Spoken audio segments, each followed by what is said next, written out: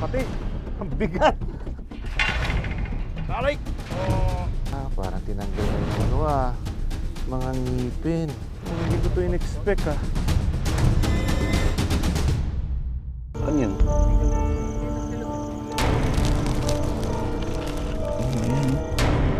Iba na yung itsura nila Hindi na ito yung mga regular na tutik na nakikita ko May sumama pa Tingnan natin yung gagawin nito.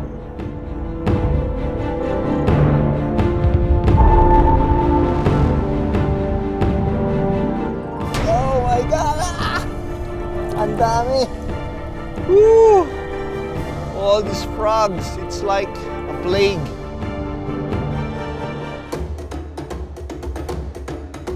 Ang nilalang na ito na may mahabang buntot at matatalim na kuko ang gumulat sa mga residente. Ang isa, makikitang nakatambay sa bintana sa loob ng bahay. At ang isa naman, nahuli raw sa may bakuran. Kung hindi ko mahila din nakakapit siya, linagay namin sa sako, inakyat namin ulit dito.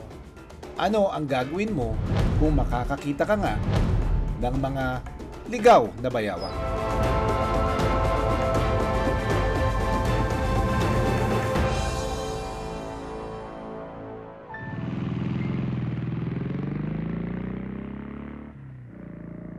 Sa isang bahay sa Marilao, Bulacan, makikita ang hile-hilerang kulungan ng mga manok. Sa isang kulungan dito, may isang kakaibang hayop. Ito ay ang marbled water monitor lizard o bayawak.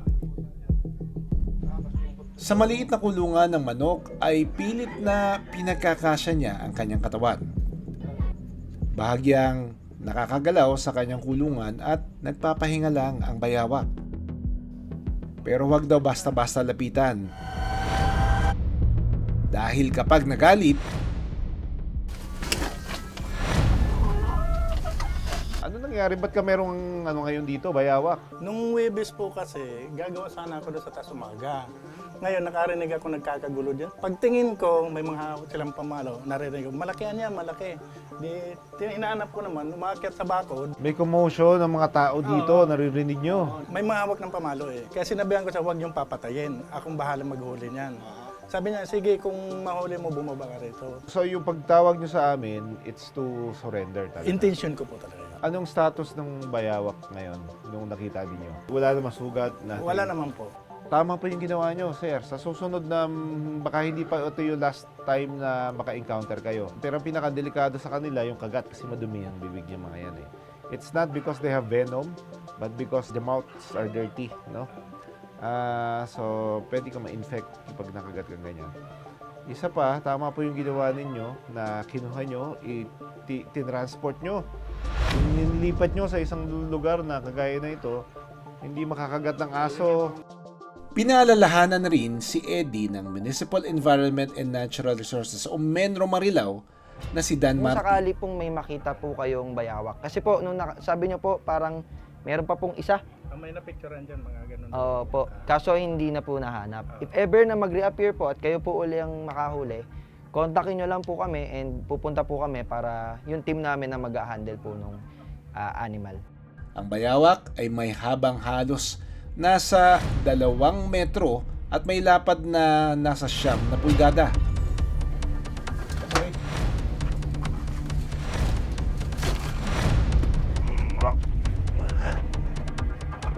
Laki.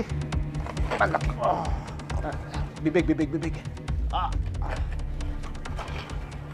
Laki, lakas pati. Hawak dito kuya, dito sa pa.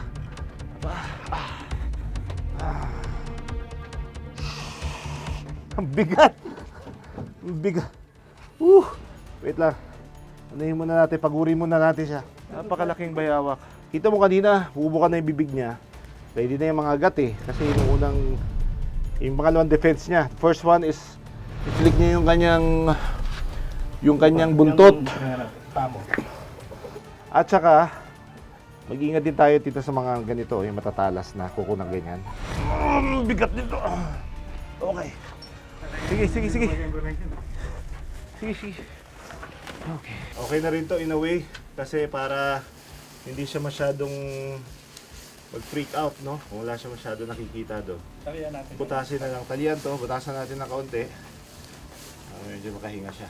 For it to reach this size, ibig sabihin madami siyang pagkain dito sa lugar. Siguro madaming ano dito, mga daga dyan sa tabi. These are scavengers. Pwede rin silang mabuhay dun sa mga leftover na pagkain. Usually sa mga tabing ilog, sa restaurants. Just so happens na meron tayong malaking baha nitong nakaraan na naano siya siguro talaga dito sa lugar na ito. Ang doble lang natin.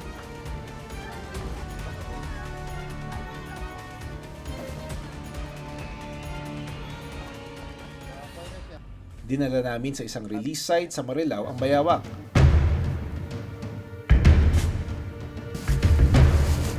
Laki niya oh. Bago pakawalan, sinuri kung muli ang agresibong bayawak. Sugat parang tinanggal na yung mga ngipin. Hindi ko ito in-expect Oo. Tinanggalan ng ngipin sa taas meron, sa baba medyo wala na. Yung ngipin nila kasi, tignan mo, yung itaas, maliliit. Serrated, matatalas yan kahit maliliit, no? Kaya kapag nakagat siya, kapit talaga. Yung sa ibaba, medyo nabawasan na. Siguro, nung kumagat ito dun sa mga sako o kaya dun sa metal na kulungan niya, talagang tinamaan yung ngipin. Hindi ko alam if this was self-inflicted, but those teeth are going to grow back naman. We just need to give this some antibiotics, treatment and vitamins, no? Para maano natin, para matulungan siya. Pero ang laki nito. Okay yung katawan niya, okay yung itsura, balat, everything. May konting scratches, but generally healthy. I can release this back. Habang lang kayo dyan. Laki niya, oh.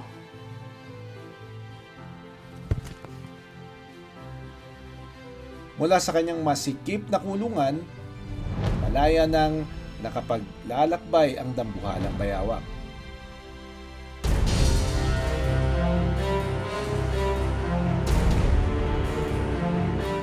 Ngayong buwan, nahuli naman ang isang bayawak na ito sa bintana ng isang bahay sa San Pedro, Laguna.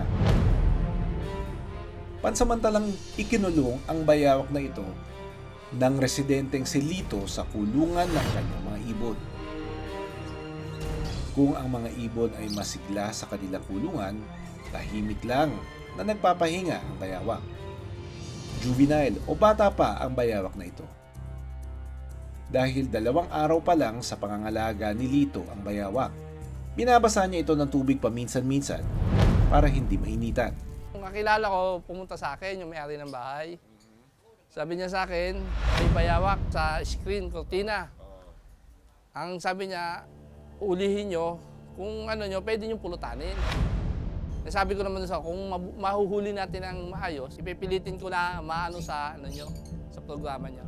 Tingin ko, galing yan doon sa may taas, sa may GMA, San Jose. Baka ako sumama doon sa Imbornal, na pababa dito, umahon ngayon dyan ng na-timingan. So ito yung bayawak natin, no? Liit. Pero ito yung usually nga na nakakapasok sa mga butas-butas. Ito yung karaniwan ng mga size ng bayawak na nasa kisame kasi nga naghahanap ng daga. Very inquisitive sila eh. Napaka-curious na sa surroundings, hindi pa nila alam yung mga masyadong danger ba. At the same time, very agile, malakas ang katawan, mabilis tumakbo.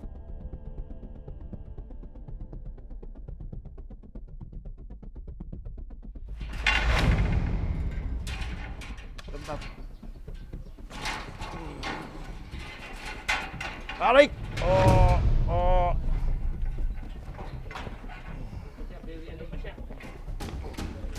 Woohoo! Relax lang. Relax lang.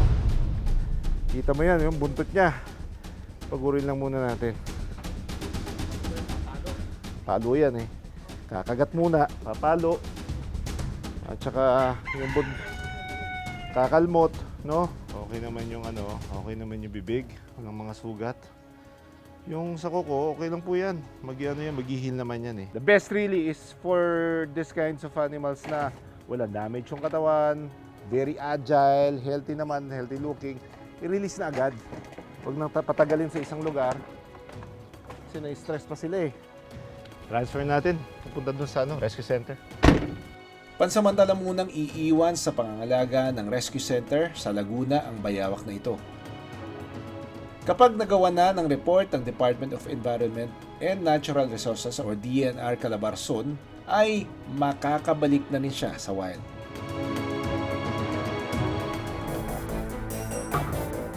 Sa pagkasira ng habitat ng mga bayawak, sila ay naliligaw sa lugar ng mga tao. Hindi para manakit. Maaaring naghahanap lang sila ng makakain o pansamantalang matutuluyan hanggang sila ay makabalik sa kanilang natural na habitat.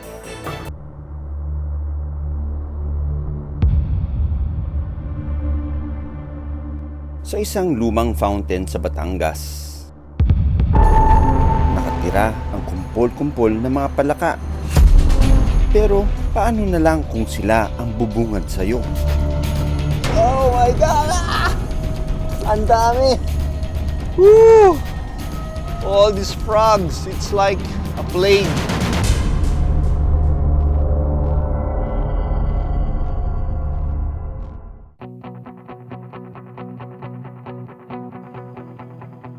Nasa higit 50 palaka ang aming nakita rito. May nagkukumpulan sa isang sulok. May lumalangoy. Ini-enjoy ang tubig. May clingy. At may ilan ding gustong mapag-isa. Ang fountain ay bahagi ng isang subdivision, pero hindi na ito tinirahan mula noong 2022 dahil sa pandemya. At mga palakana ang naging residente rito. Maging ang mga anak nilang butete ay kasama rin nila. Ayon kay Kagawad Mar, pumupunta ang mga palaka sa fountain dahil sa mga insekto na pagkain nila. Noon pong nakita namin na ganyan na pong karami, kami nga po inagtaka kung saan po kaya dumaan yan. Umaakyat po sila sa hagdan kapag, halimbawa po kapag gabi dahil gusto po nila makakuha ng mga pagkain tulad po ng insekto. Hindi na sila nakawala nang bumaba ang naipong tubig dahil sa ulan. Tag-araw, tag-init, talagang may nasa-stock dyan na palaka. Bale sir, tuwing tag-ulan lang po may na-stock dyan pala nga po. Once nakapasok sila dyan, parang death trap na nila yan. Tingnan natin kung marami talaga. Medyo may amoy nga, oh. Ito, oh, ang dami, oh. Nakahalera sila dito, mga payat na. Dahil sa naipong tubig, dito na sila nagpaparami. Tingnan natin kung buhay pa ba yung minimate niya. Baka mamaya, necrophilia na ito. Parang kinakastahan niya pa yung patay na. Ayun, oh. Minimate niya. Patay na! Oh my God! Ah! Ang dami! Woo! All these frogs, it's like a plague sa Biblia, no? Yung napakaraming mga palaka. Ang dami nito. Kasi may kasabihan sa amin, pag gumawa ka raw ng mga ganitong uri ng palaka, magkakaroon ka raw ng kulugo pag naihian ka nito. Well, that's not true. Itlog ng mga palaka ang puting bulan na ito. Ito yung mga eggs nila. Let's see kung may mga napipisa na dito.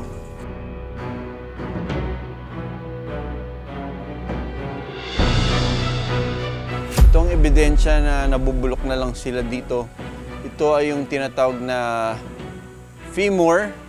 Kaya nilang mangitlog ng 30,000 piraso 2 beses kada taon. Pagdating ng tag-ulan, pag nag-hatch na yung mga eggs na yan, those frog tadpoles will slowly go into the pond or kung anong body of water na walang current. Invasive species ang mga cane toad kaya hindi sila welcome sa atin. Sila ay native sa Central at South America. Nagsesekret sila ng lason sa kanilang parotid glands bilang kanilang depensa. Pag pinisa ko yan, may tatalsik. Dami.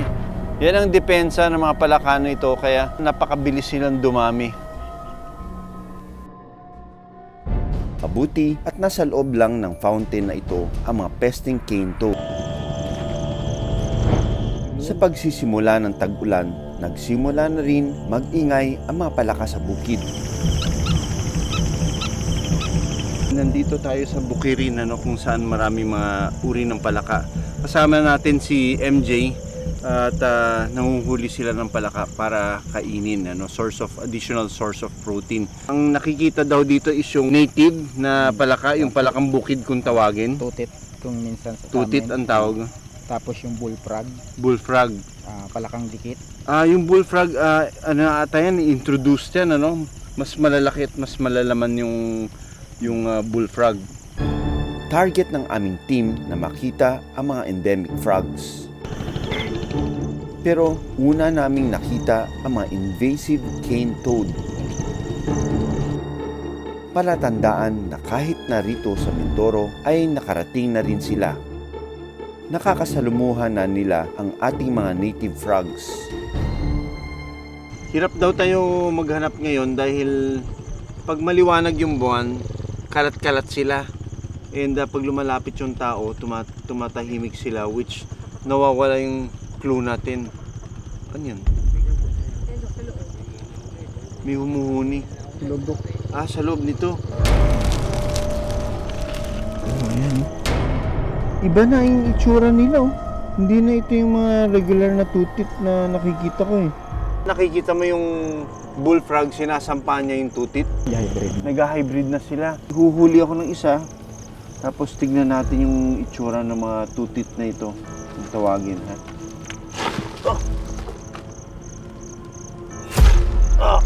Huli ka. Madulas siya. Kaya marami mga natatakot sa palaka dahil they are very slimy. Ginagamit nila yung slime na yan para makatakas sa prey nila.